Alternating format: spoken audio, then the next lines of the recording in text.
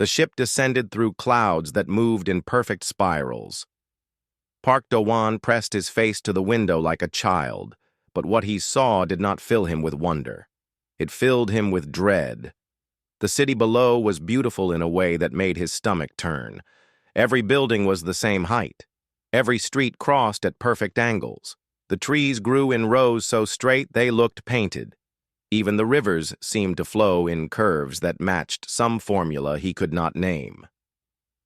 "It is like someone built a planet from a mathematics textbook," said Kim Yuna. She stood behind him, her tablet already recording everything. She was the team's xenobiologist, and she had studied the Orvani for 2 years. But seeing their world in person was different from reading about it. Lee Tae-ho checked his weapon for the 3rd time. He was their security officer, and he did not like what he saw either.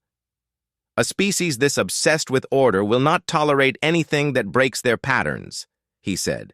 "We need to be careful." Do-won nodded. He had thought the same thing. The Orvani had conquered 12 species across the galaxy. They called it correction. They found species they considered flawed and rebuilt them to match Orvani standards. The corrected species were still alive. They were healthier and more efficient, but the report said they had lost something. No one could say exactly what. Humanity had made first contact with the Orvani 6 months ago. The negotiations had been polite but cold. Now the Orvani queen had invited a human delegation to her throne world. This was either a great honor or a final test before she decided whether to correct humanity too. Do-hwan was the delegation's leader. He was a former philosophy professor who had volunteered for the First Contact program after his wife died. He had thought that meeting alien species might help him find new meaning in life. Now he wondered if he had made a terrible mistake. The ship landed on a platform of white crystal. Orvani soldiers waited for them in perfect formation. They were tall and thin, with pale blue skin and 4 arms. Their faces had no expressions that Do-won could read. Their movements were smooth and precise, like machines wearing flesh. An Orvani official stepped forward. "I am High Scholar Penthos," he said. His voice was flat and cold. "I study alien species for the Queen. You will follow me." They walked through streets that were empty and silent. Do-hwan saw no shops, no restaurants, no places where people might gather to talk or laugh. Every Orvani they passed walked alone and never looked at anyone else. "Where are the children?" Yuna asked quietly. "They are in development centers," Penthos answered. He did not turn around. "They remain there until they reach maturity. It is more efficient." Do-won felt a chill. He thought of his own childhood, playing in the streets with friends, getting dirty, making mistakes. He thought of his wife Ji-yeon, who had grown up in a small village where everyone knew everyone else. She used to say that her happiest memories were of doing nothing important with people she loved. The Orvani would probably call that a waste of time. They reached the palace, a massive structure that rose from the center of the city like a perfect crystal. Inside, every hallway was the same width. Every door was the same size. Do-won felt like he was walking through a diagram, not a building. Penthos stopped before a large door. "The Queen will see the human ambassador alone," he said. "Your companions will wait here." Tae-ho stepped forward. "Our protocol requires me to accompany him." "Your protocol is not relevant here," Penthos said. "The Queen's word is law. The ambassador goes alone, or he does not go at all." Do-won put a hand on Tae-ho's shoulder. "It is fine," he said. "Wait for me." He walked through the door alone. The throne room was a perfect sphere. The walls curved around him in every direction, and his footsteps echoed in ways that seemed designed to make him feel small. At the center of the sphere, on a throne that floated without any visible support, sat Queen Veltris. She was old. Do-won could see that immediately. Her blue skin had faded to almost white, and her forearms were thin with age, but her eyes were sharp and black, and they fixed on him like weapons. "Park Do-wan," she said. Her voice filled the sphere perfectly, coming from everywhere at once. "Ambassador of humanity, I have read your credentials. You were a teacher of philosophy." "Yes, Your Majesty," he said. "Philosophy." She said the word like she was tasting something strange.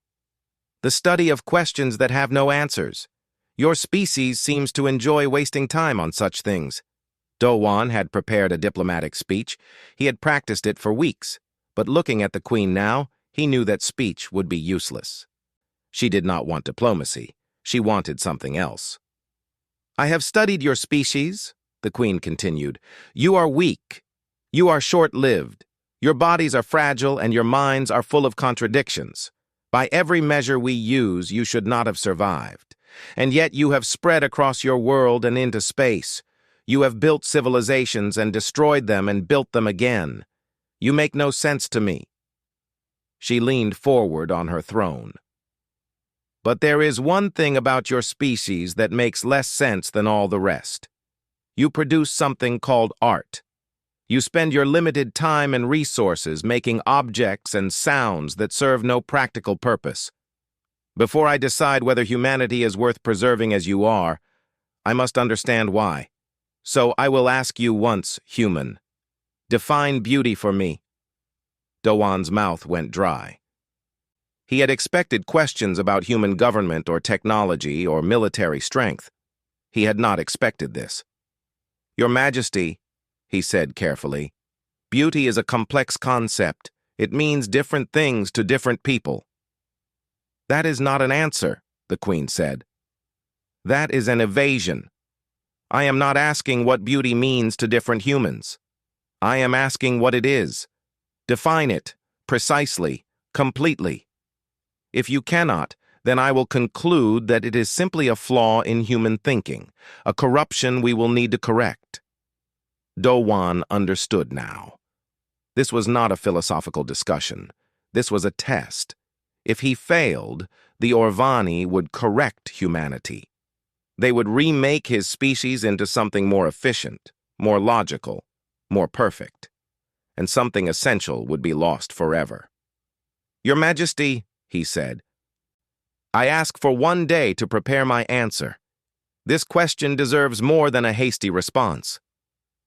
The Queen studied him for a long moment. Then she nodded. "1 day," she said.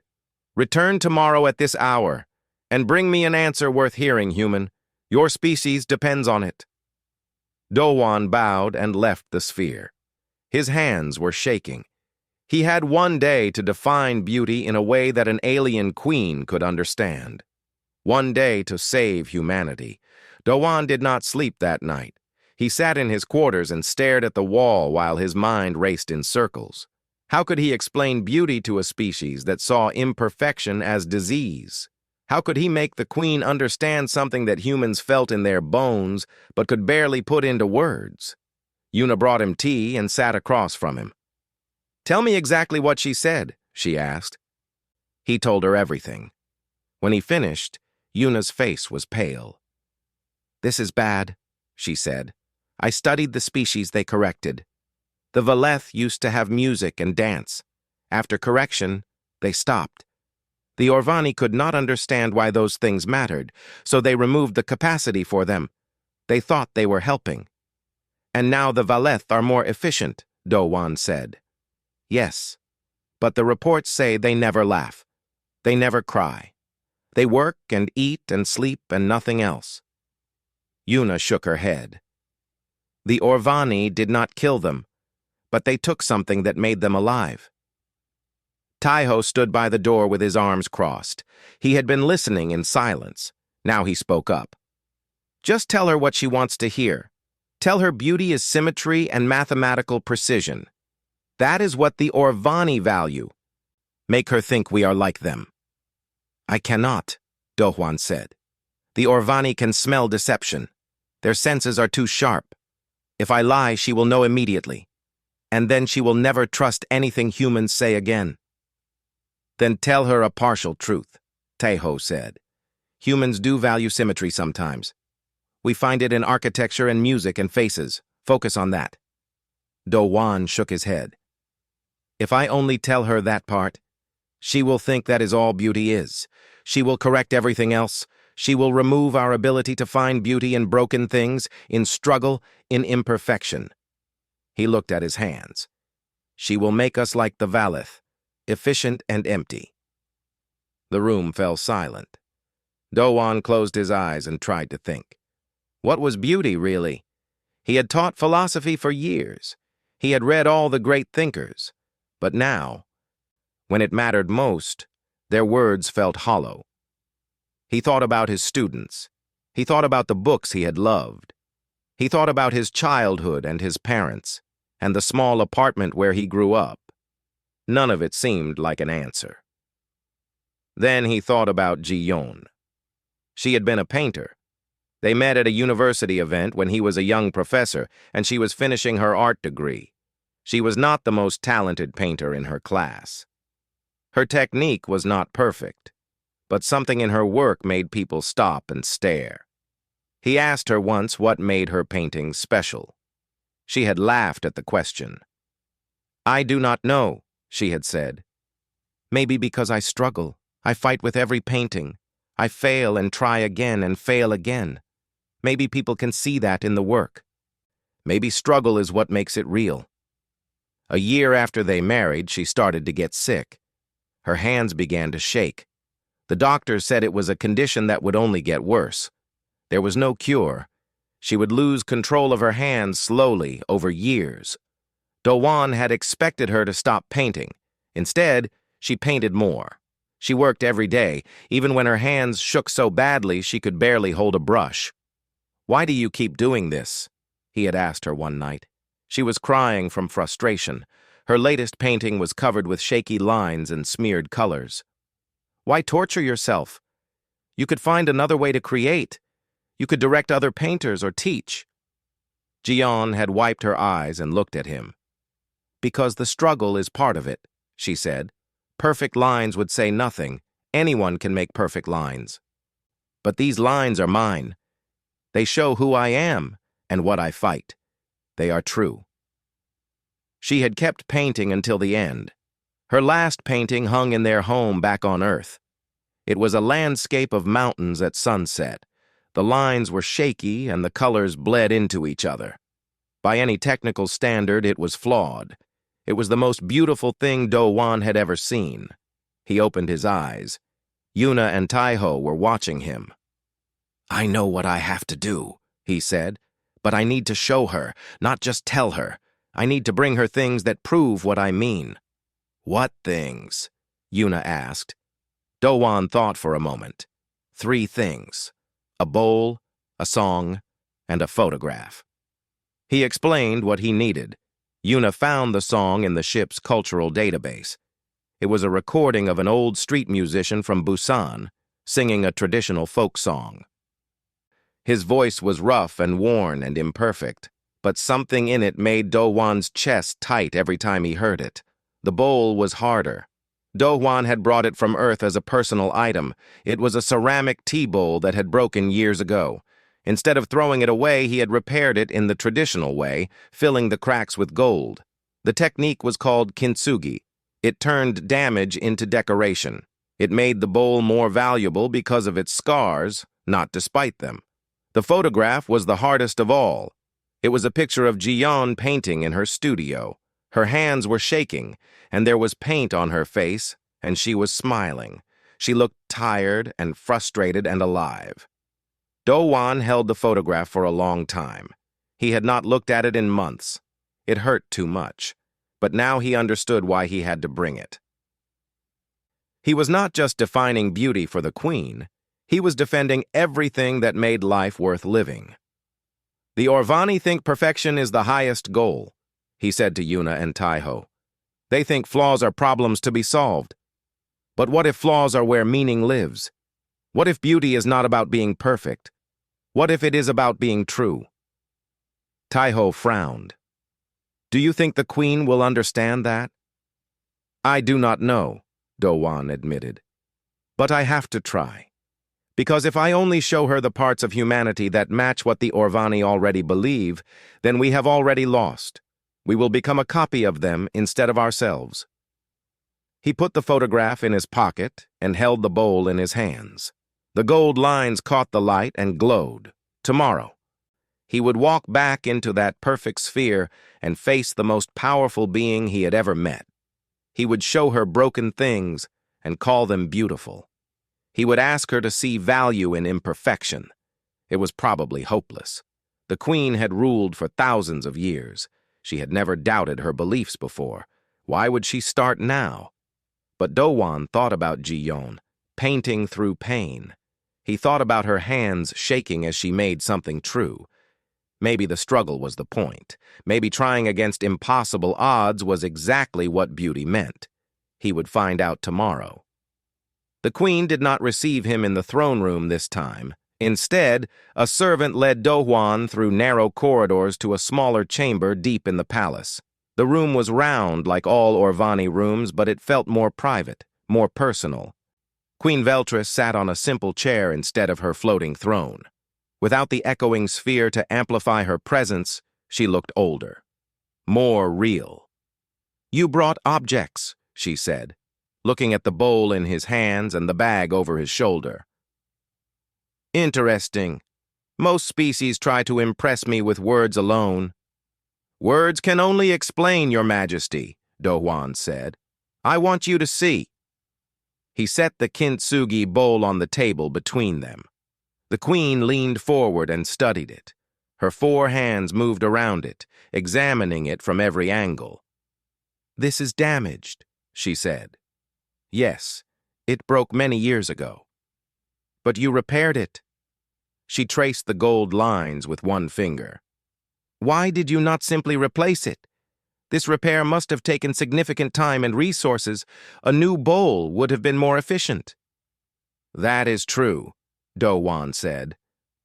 "But a new bowl would not be this bowl. This bowl has a history. My wife drank tea from it on our wedding morning. I dropped it the day she died. For a year it sat broken in a drawer because I could not bear to look at it." The queen waited. Her black eyes gave away nothing. "Then I decided to repair it in the old way," Do-Wan continued. "We fill the cracks with gold instead of hiding them. We make the damaged part of the design. Now, when I look at this bowl, I do not see something broken. I see something that survived. The gold lines are a map of everything this bowl has been through. They are why it matters." "You value it more because it is damaged," the queen said slowly. "I value it more because it carries meaning. The cracks are not flaws. They are stories." The queen sat back. Her expression was still unreadable. But something had shifted. She was thinking. "Show me the next object," she said. Do-Wan took out a small music player and set it on the table. "This is a recording of a human singer. He was an old man who performed on the streets of a city called Busan. He had no formal training. His voice was not technically good." He pressed play. The old man's voice filled the room. It cracked and wavered. It went slightly off pitch on the high notes. But there was something in it that made the air feel different, something that went straight to the chest. Do-Wan watched the queen as she listened. Her head tilted slightly. He could not tell if she was analyzing or feeling. When the song ended, she spoke. "Our scholars would find 17 errors in that performance. His breath control is poor. His pitch is inconsistent. His timing drifts from the expected pattern." She paused. And yet," Do-Wan repeated. "There is something in it," she said. "I do not have words for what. It is not mathematical. I cannot measure it. But it is there." "That something is why humans preserve this recording," Do-Wan said. "We could find a younger singer with perfect pitch and have them perform the same song. It would be technically flawless, but it would not be the same."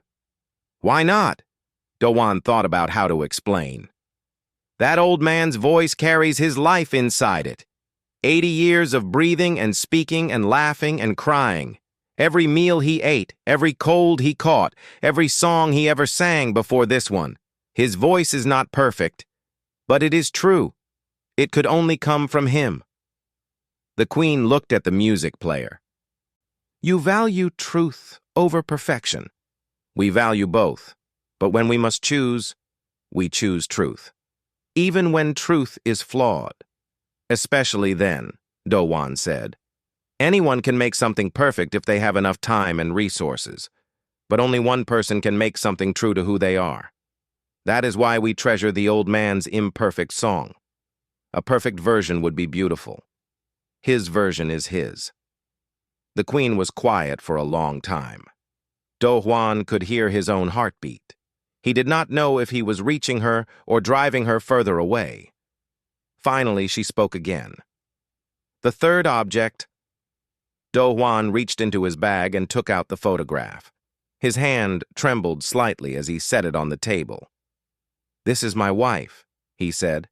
Her name was Ji-yeon. She was a painter. The Queen studied the image. Her hands are shaking. Yes. She had a disease that affected her muscles. It got worse over time. When this picture was taken, she could barely hold a brush. But she is painting. She never stopped. Even at the end, when every stroke was a battle, she kept working. The Queen looked up at him. Why? If the disease made painting difficult, she should have stopped. She should have directed her energy toward activities she could still perform efficiently. Do-Hwan smiled, though it hurt. I asked her the same thing once. She told me that the struggle was part of it. She said perfect lines would say nothing. Anyone can make perfect lines. But her lines were hers. They showed who she was and what she fought against. They were true. He pointed to the photograph. Look at her face. She is tired. She is frustrated. Her hands are shaking and there is paint everywhere. But she is also smiling. She is alive. She is doing the thing that makes her who she is, even though it is hard. Especially because it is hard. The Queen stared at the photograph for a long moment. Then she looked at the kintsugi bowl with its golden cracks. Then at the music player. You are telling me that beauty is not perfection, she said. I am telling you that beauty is meaning, Do-Hwan replied. And meaning comes from struggle, from history, from the knowledge that nothing lasts forever. We find things beautiful not because they are flawless, but because they matter. The cracks in the bowl matter. The years in the old man's voice matter. My wife's shaking hands matter. He leaned forward. Your Majesty, the Orvani see a flaw and ask how to fix it. Humans see a flaw and ask what story it tells. That is the difference between us. That is what beauty means to my species. The Queen did not respond. She sat very still, her 4 hands resting on the table. Do-Hwan could not tell if he had succeeded or failed. Finally, she stood. You have given me much to consider, she said. Return tomorrow. I will have more questions. It was not the answer he had hoped for. But it was not a rejection either. She was thinking. She was uncertain. For a being who had ruled with absolute certainty for 3,000 years, uncertainty was a beginning. Do-Hwan gathered his objects and bowed. As he turned to leave, the Queen spoke again. Your wife, the painter, is she waiting for you on Earth? The question hit him like a physical blow. He stopped but did not turn around. No, Your Majesty. She died 3 years ago. Silence. Then, I am sorry. Do-Hwan did not know if Orvani felt sorrow. He did not know if the Queen truly understood what those words meant, but she had said them. That meant something. Thank you, Your Majesty, he said. He walked out of the chamber and back through the perfect corridors. His chest was tight and his eyes burned. He had not talked about Ji-yeon like that in a long time. It had hurt. But sometimes pain was part of the point. Sometimes showing your cracks was the only way to be understood. He hoped the Queen was beginning to see that. The summons came at midnight. Do-Hwan was still awake. sitting in his quarters and staring at nothing. When the Orvani servant appeared at his door, he felt something shift in his chest. This was not a scheduled meeting. "The Queen requests your presence," the servant said. "Alone. Now." Taiho stood up from his guard post. "It is the middle of the night. This is not appropriate." "The Queen does not operate by your schedule," the servant replied. "The ambassador will come now, or the Queen will draw her own conclusions about human cooperation." Dowan raised a hand to stop Taiho's protest. "I will go," he said. He pulled on his coat and followed the servant into the dark corridors. They did not go to the private chamber or the throne room. Instead, the servant led him outside the palace and through the empty streets. The city was silent. No lights showed in any windows. It felt like walking through a tomb. They stopped at a wall. There was no door that Do-Wan could see, but the servant pressed his hand to the surface, and a section slid open. "The Queen waits beyond," the servant said. "You will go alone from here." Do-Wan stepped through the opening. It closed behind him. He stood in a garden. It took him a moment to understand what he was seeing. After days in the perfect city, his eyes had grown used to straight lines and precise angles. But this place was different. The trees grew in wild shapes, their branches reaching in every direction. Flowers bloomed in random clusters of color. A stream wound through the garden in curves that followed no formula. It was chaos. It was beautiful. Queen Veltris stood beside a pond, looking down at the water. She did not turn when he approached. "Do you know how old I am, Ambassador?" "I have heard you have ruled for 3,000 years, Your Majesty." 3,412 years, she said. "I have seen empires rise and fall. I have corrected 12 species and brought order to chaos. I have never once doubted that my purpose was right." She turned to face him. In the moonlight, she looked tired. Not just physically tired, but tired in a way that went deeper. "And yet I have kept this garden secret for 800 years. Do-Wan looked around at the wild growth. "You made this?" "No. It grew on its own. There was a flaw in the environmental controls in this section. Plants began to grow without guidance. My advisors wanted to destroy it and rebuild properly." She paused. "I ordered them to leave it.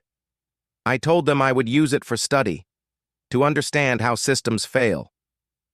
But that is not why you kept it." "No." The Queen walked along the edge of the pond. "I do not know why I kept it. I have come here many times over the centuries. I tell myself I am studying the disorder, but I simply sit and look. I find it—" She stopped, searching for a word. "I do not have a word for what I find it." "Perhaps the word is peaceful," Do-Wan said. She looked at him sharply. Then she nodded slowly. "Perhaps." She gestured for him to walk with her. They moved through the garden in silence. Do-Wan looked at the wild trees and the random flowers and understood what he was seeing. This was the Queen's secret. This was her doubt given physical form. "I want to show you something," she said. She led him to a building at the edge of the garden. Inside, the walls were covered with images.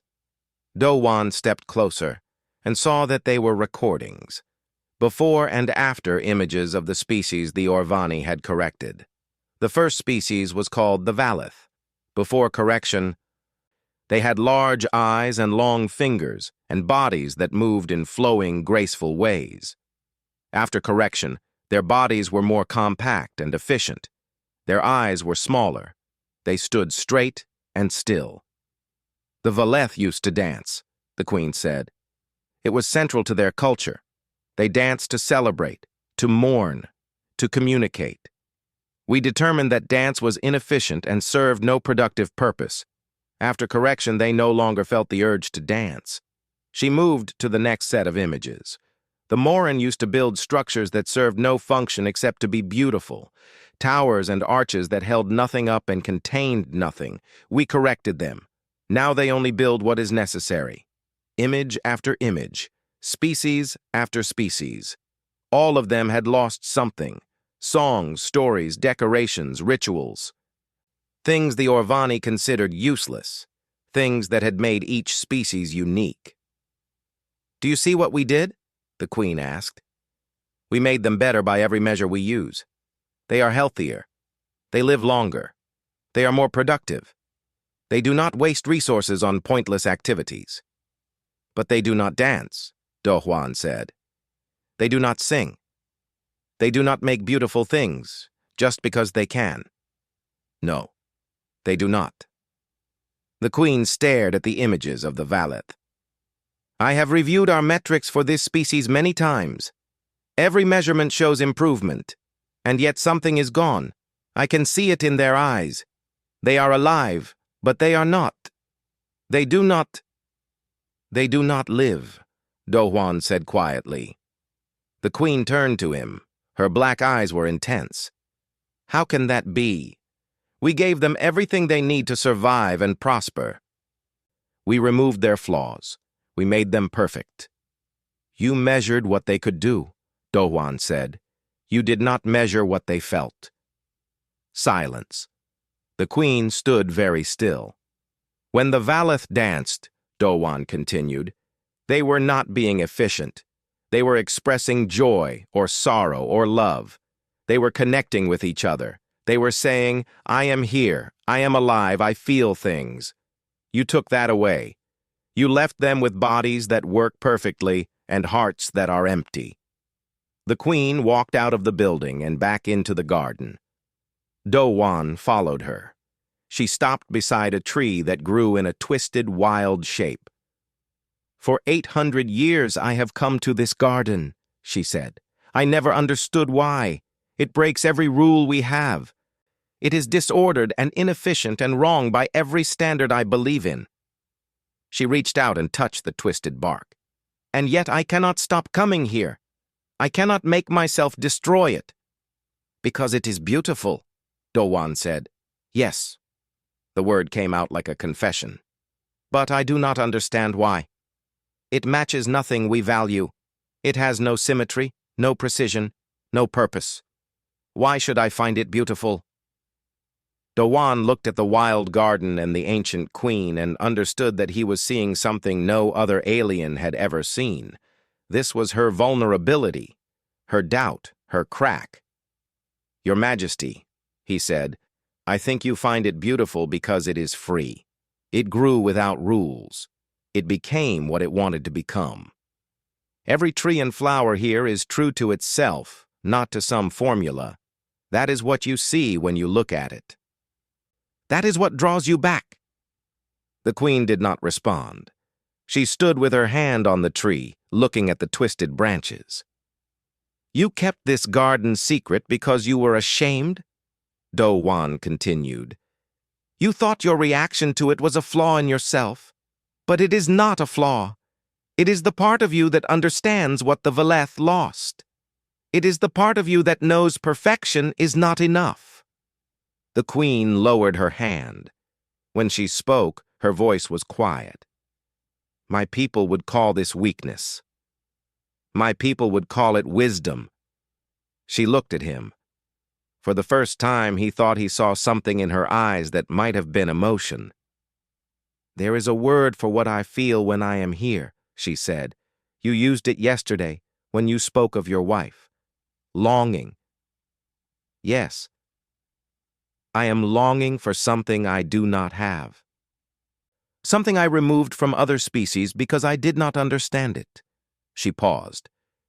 "Can it be restored? Can the Valeth learn to dance again?"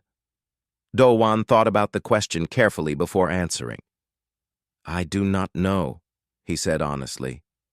"It may be too late for them, but it is not too late for you, and it is not too late for the species you have not yet corrected." The Queen was silent for a long time. Then she nodded once. "Return to your quarters, Ambassador.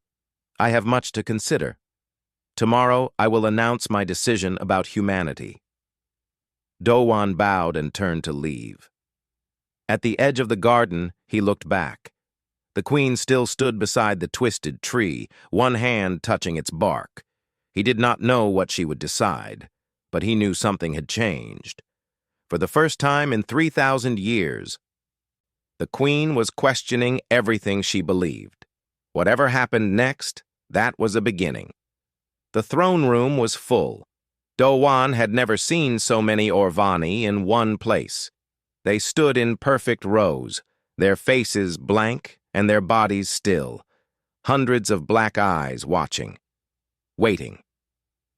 High Scholar Penthos stood near the front, his posture rigid with disapproval. Beside him was Commander Sylith, the leader of the Orvani military. Sylith was taller than other Orvani, and his uniform was covered with symbols that Do Juan did not recognize. His expression was cold and hard. Yuna and Tai Ho stood behind Do Juan near the entrance. They were the only other humans in the room. "This does not feel like a celebration," Tai Ho muttered. Do Juan agreed. The air was tense. Something was about to happen, and not everyone was happy about it. The queen entered from a door behind her throne. The room fell completely silent. She moved slowly, looking older than she had in the garden. The weight of what she was about to do showed in every step. She sat on her floating throne and looked out at the assembled court. Then her eyes found Do Juan. "Bring the human ambassador forward," she said. Do Juan walked down the center of the room. Every Orvani watched him pass.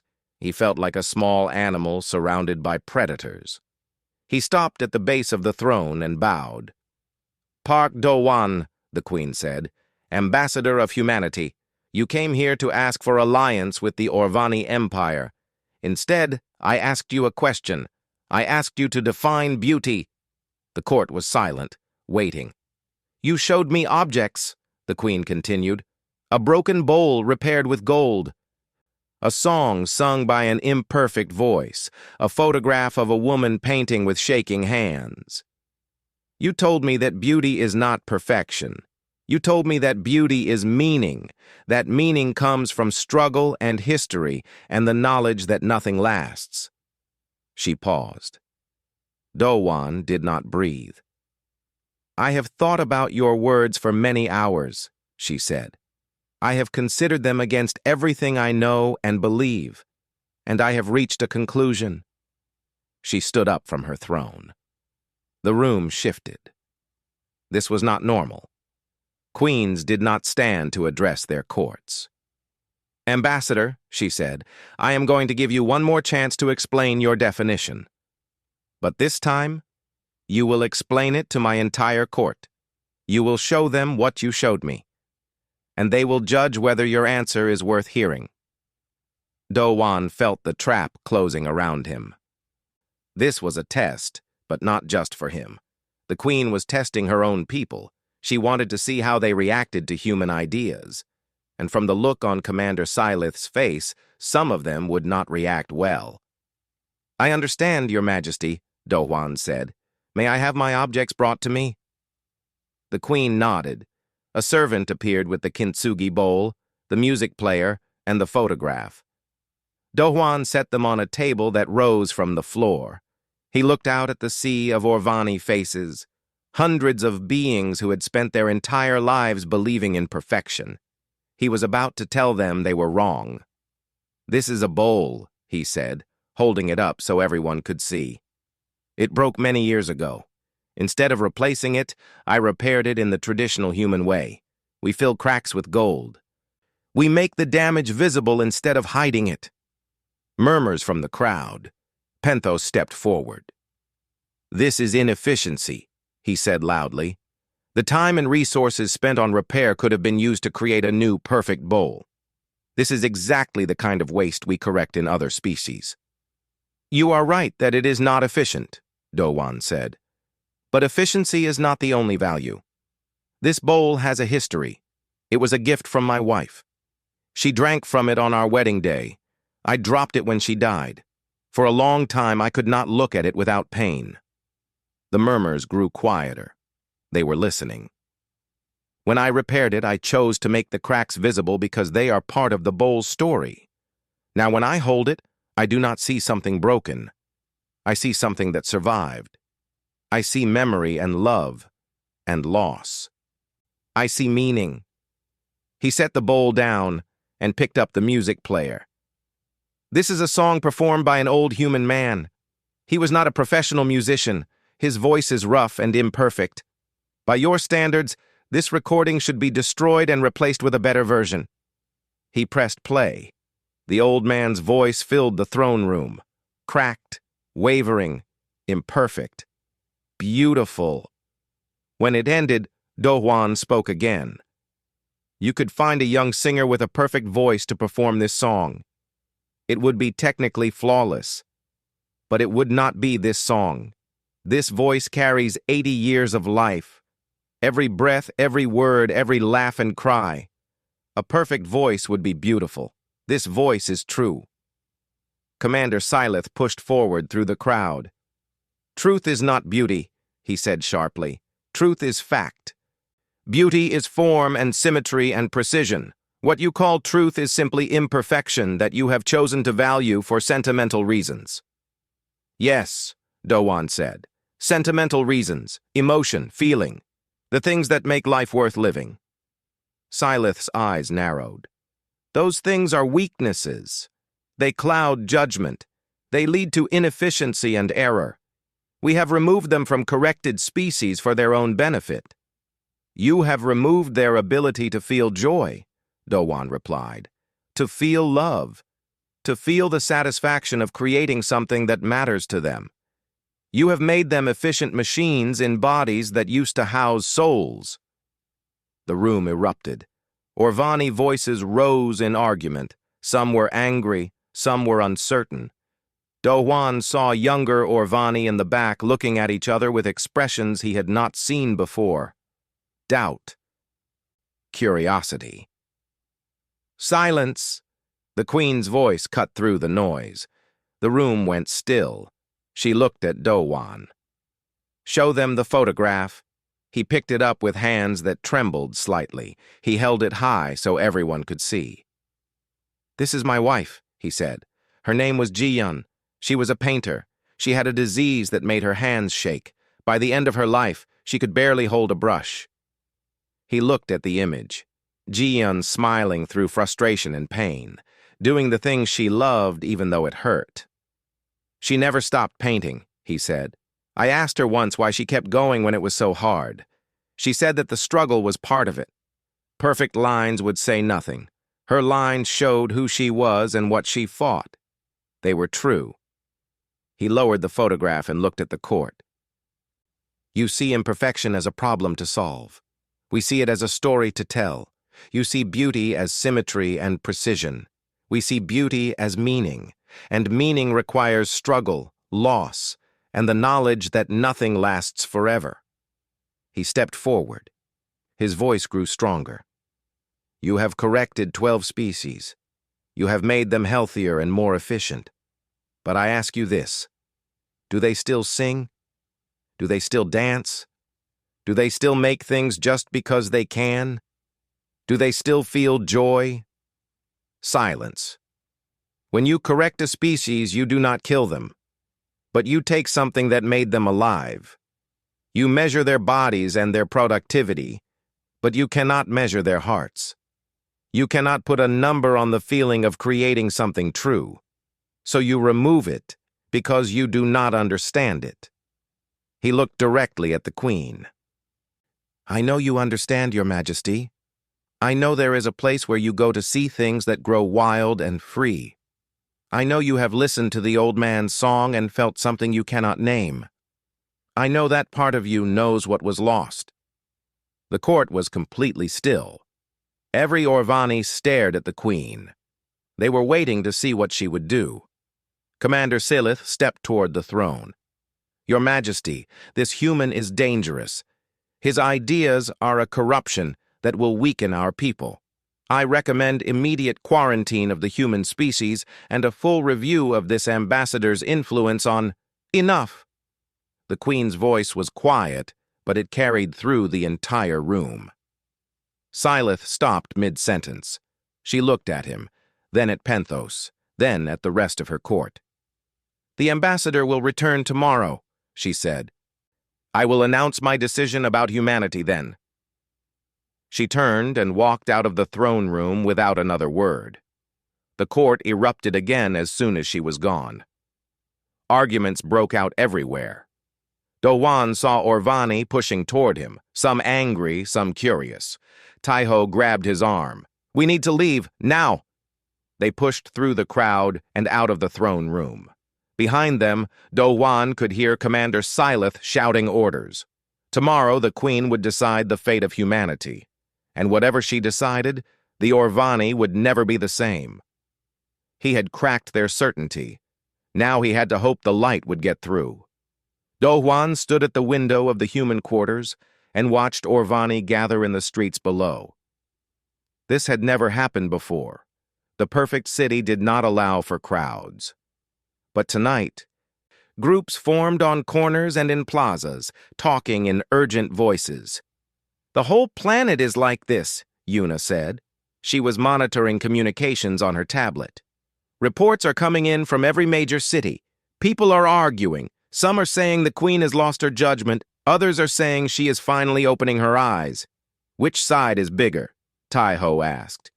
"I cannot tell, but Commander Silith's military is mobilizing.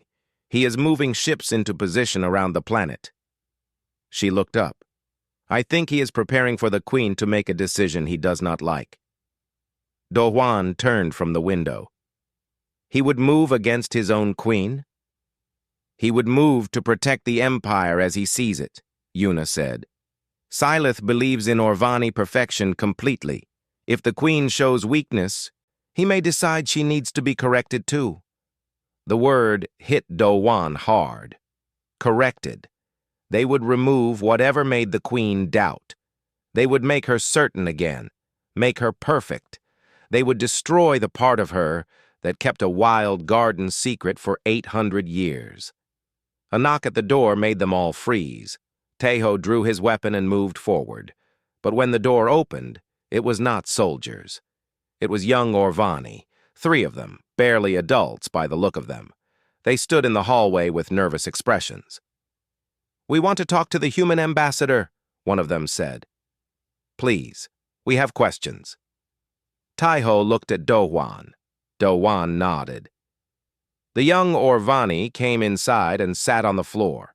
They looked around the room with wide eyes, taking in all the small imperfections that humans lived with. Uneven stacks of tablets, clothes folded carelessly, a cup with a chip in the rim. "You are not afraid of us?" one of them asked. "Should I be?" Dowan replied. "Commander Silith says humans are a threat. He says your ideas will destroy our civilization." "What do you think?" The young Orvani looked at each other. Then the one who had spoken first leaned forward. "I think we have already destroyed something," she said. "I have studied the corrected species. The Valeth used to have 1,000 different dances. Now they have none. The Morin used to build towers that touched the sky just because they wanted to see how high they could go. Now they only build what is needed." Her voice dropped. "Sometimes I wonder what the Orvani have lost. What we were before we decided that everything had to be perfect." Dowan felt a spark of hope. If young Orvani were thinking this way, change was possible. "What is your name?" he asked. "Veleth?" "Veleth, you have not lost the ability to ask these questions. That means the most important part of you is still there, the part that wonders, the part that doubts. That is where beauty lives." The 3 young Orvani stayed for an hour, asking questions about human art and music and emotion. They wanted to understand how humans could value imperfection. They wanted to know what it felt like to create something just because you wanted to. When they left, they took copies of the old man's song with them. They promised to share it with others. Dowan did not know if it would make a difference, but it was something. Near dawn, another knock came. This time it was an Orvani soldier in full armor. "The Queen summons the ambassador," the soldier said. "Alone. Immediately. Do-Wan went. The soldier led him not to the throne room, but back to the secret garden. The queen stood in the same spot as before, beside the twisted tree. She looked like she had not slept. "Commander Silith came to me 3 hours ago," she said without greeting. "He asked me to step down as queen. He said I had been corrupted by human influence and could no longer be trusted to lead." Do-Wan's blood went cold. "What did you tell him?" "I told him no." She turned to face him. He did not like that answer. "His fleet is in position to blockade Earth.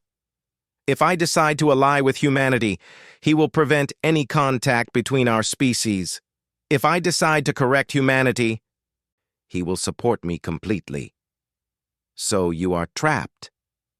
"I am trapped between what I have believed for 3,000 years and what I have begun to feel in the past 3 days. She looked at the wild trees around her.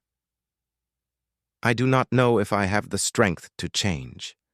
I do not know if my people will follow me if I try." Do-Wan stepped closer. "Your Majesty, may I tell you something about my wife?" She nodded. When she first got sick, she was angry. She had spent her whole life building her skills as a painter. She had finally become good enough to show her work to the world, and then her hands started to shake. He looked at the twisted tree. For a year, she did not paint at all. She was too afraid. She thought that if she could not paint perfectly anymore, she should not paint at all. What changed? She realized that she had been wrong about what painting was for. She thought it was about making perfect images, but it was really about expressing what she felt, and her feelings did not go away just because her hands shook. If anything, they got stronger. He looked at the queen. The paintings she made after that were not technically as good as her earlier work, but they were more true. They showed who she really was. They showed her struggle and her courage and her refusal to give up. People looked at them and cried, not because they were perfect, because they were real. The queen was silent. "You have ruled for 3,000 years with certainty," Do-Wan said. "You have never been wrong. You have never failed. You have been perfect." He paused. "But you have also never been real. You have never shown your people who you truly are. You have never let them see your doubts and fears and questions. If I show them weakness, they will lose faith in me. If you show them truth, some will lose faith. But others will love you more than they ever have, because you will finally be someone they can understand, someone like them." The queen touched the bark of the twisted tree. "Commander Silith will not accept any decision that shows weakness. He will move against me." "Then you will have to be strong enough to be weak," Do-Wan said. "That is the hardest kind of strength there is. My wife had it. She painted with shaking hands and showed the world her imperfection. It terrified her. But she did it anyway." The queen lowered her hand. She looked at the garden around her, the wild trees and random flowers that she had kept secret for so long. "I have hidden this place for 800 years, she said. "I was ashamed of my reaction to it. I thought it was a flaw in myself that needed to be corrected. And now?" She was quiet for a long moment. When she spoke, her voice was different, softer, more real. "Now I think it may be the truest part of me." She turned to Do-Wan. "I will announce my decision at dawn. Whatever happens after that, I want you to know that you have given me something I never expected to receive." "What is that, Your Majesty?" She almost smiled. "Doubt and hope. I did not know they could exist together." She walked past him toward the exit. At the edge of the garden, she stopped. "Thank you, Ambassador, for showing me your cracks." Then she was gone. Do-Wan stood alone in the wild garden as the sky began to lighten. In a few hours, the queen would decide the fate of humanity. He had done everything he could. Now he had to trust that the truth was enough. The throne room was fuller than before. Every Orvani who could fit had crowded inside, and more watched on screens throughout the planet. The air was thick with tension. Commander Syleth stood at the front of the room with his soldiers around him. His fleet hung in orbit above the planet, ready to move. He believed he knew what was coming. He believed the Queen would show weakness, and he would have to act. Dowan stood with Yuna and Teho near the entrance. They were surrounded by Orvani, some hostile, some curious, all waiting. The Queen entered. She walked slowly to her throne but did not sit. Instead, she stood before it and faced her people. 3 days ago, she said, I asked the human ambassador to define beauty. I thought it would be a simple test. I expected him to give an answer I could measure and evaluate.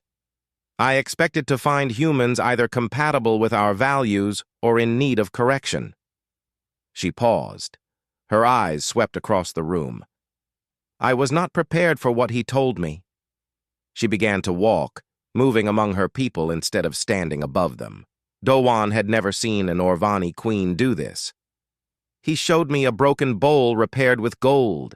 He said the cracks were part of its story. He showed me a song sung by an imperfect voice. He said the flaws made it true. He showed me a photograph of his wife painting with shaking hands. He said her struggle was what made her work beautiful. She stopped in front of Commander Syleth. He stood at attention, his face hard. At first I did not understand, she said. How could imperfection be valuable? How could flaws create meaning?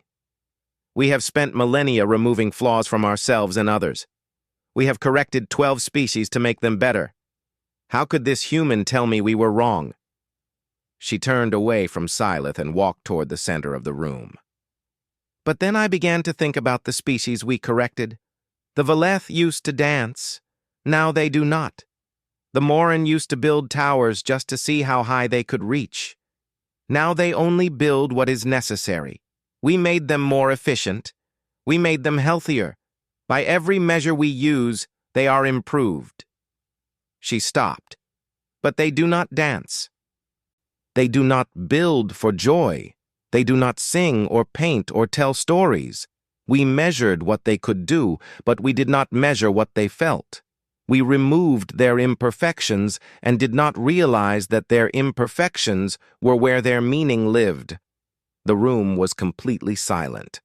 I have ruled for 3,412 years, the Queen said. In all that time, I have never doubted our purpose.